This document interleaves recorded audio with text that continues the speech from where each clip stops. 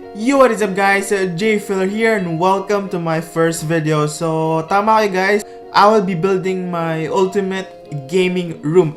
And ngayon, sisimulan ko sa desk ko. Di ko alam kung anong kasunod. Tignan natin kung anong susunod. Sorry pala guys kasi I'm just recording on my phone. So, yun, sorry for the quality.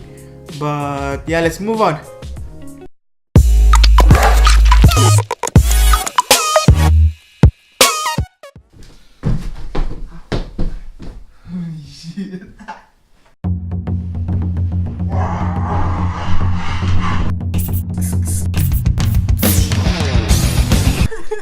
What the fuck? Okay guys.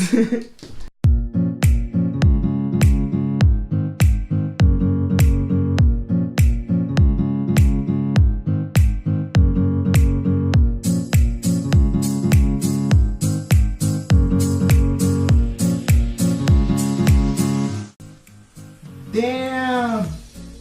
Damn! Damn!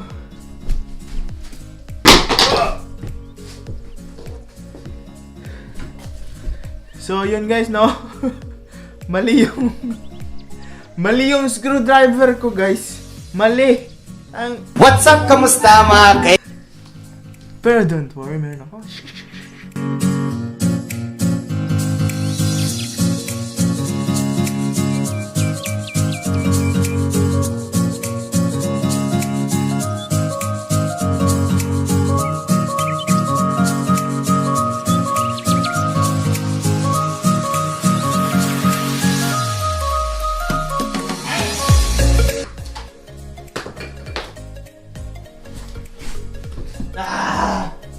Guys! Sakit na ng kamay ko guys!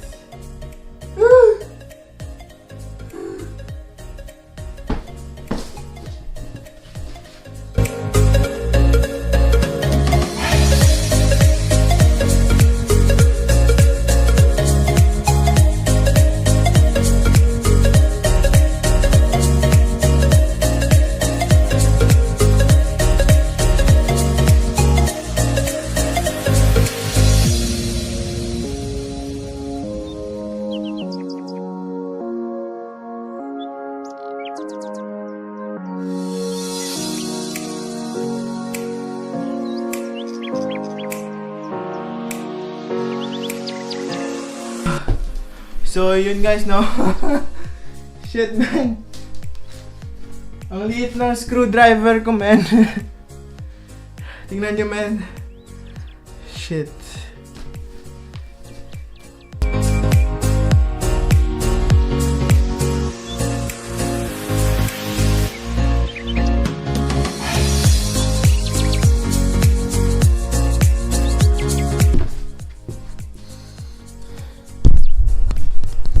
So, tingnan nyo guys.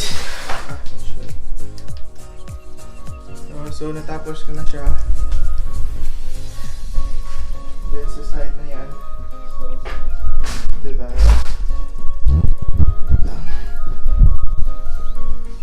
So, andyan siya guys. As you can see. Yan.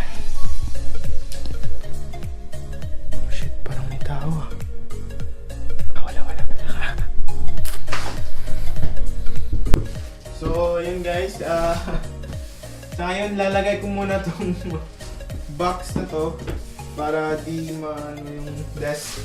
So, yun.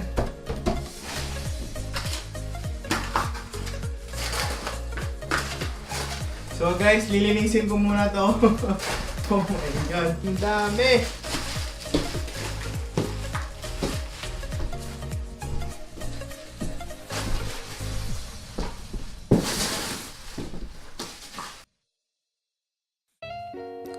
So guys, these are all the things that I'll be putting on my setup.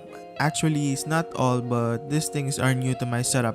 I will just explain you what is it, where did I bought this, how much they cost, and how will I be putting this on my setup.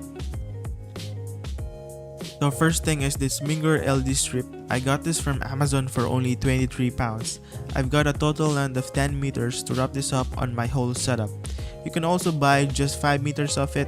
Sadly, it doesn't support any Android or iOS applications. Check this out, guys.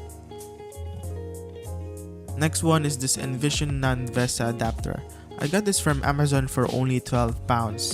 I will use this one on my old monitor because it doesn't have any VESA mount at the back. So for those of you guys who still have their old ones, try this out. And by the way, I will put all the links in the description below for you guys to check out.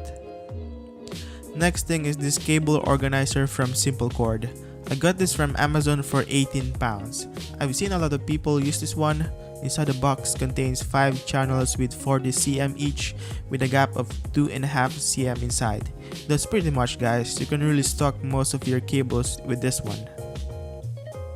Next one is this Von House dual monitor mount. I got this from Amazon for £25. I just got a dual mount because having a triple is too much for me. Anyways, in the near future, I'll be replacing my old one with an ultra-wide monitor. And by the way, these 2 fake fans is from Ikea, only £1 each, and it's really cute.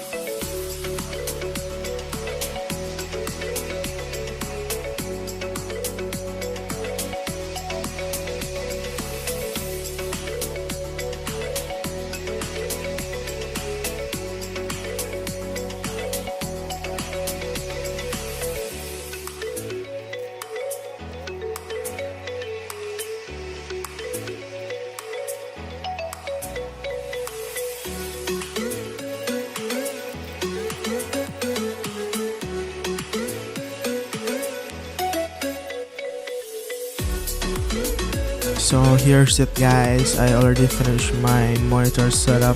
On the left side is my old monitor with a Envision non-VESA adapter, as you can see, and on the right side is my main monitor, which is a TN panel for gaming.